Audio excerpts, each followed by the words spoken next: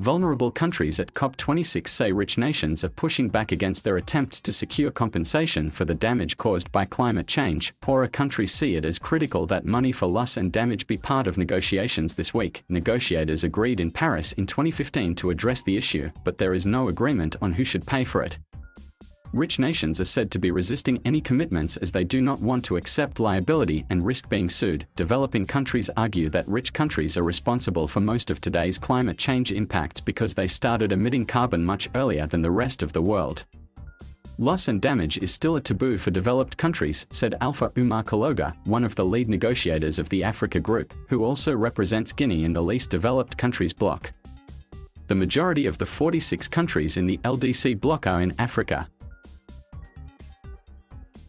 During negotiations, we have been repeatedly arguing that loss and damage needs to be mentioned in a separate column in the climate finance reporting papers of developed countries, because such losses and damages are happening all over the world, Mr. Kaloga said. The resistance from rich countries behind closed doors is particularly frustrating when they are at the same time talking about transparency in this whole process. A report by the Organization for Economic Cooperation and Development this year showed that in 2019, about 25% of climate finance from developed countries went towards adaptation, preparing for extreme weather events, or building seawalls, for example, while the rest went to fund projects to reduce carbon emissions. Poor countries say climate change is impacting on communities with such intensity that they can no longer adapt, but instead need financial support to rebuild, or to move away. As holder of the COP presidency, the UK has been coordinating the talks. A spokesperson said the UK was listening to the views of all parties and the final text will be agreed by consensus.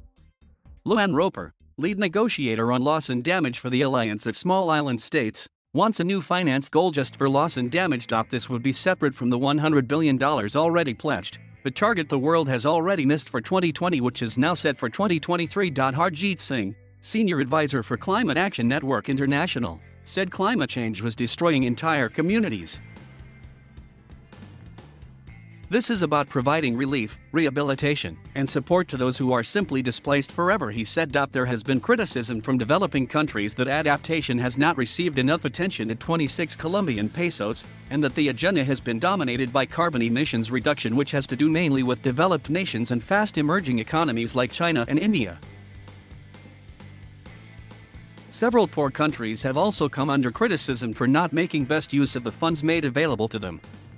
Experts say issues like bad governance and corruption have been a major challenge in implementing adaptation projects.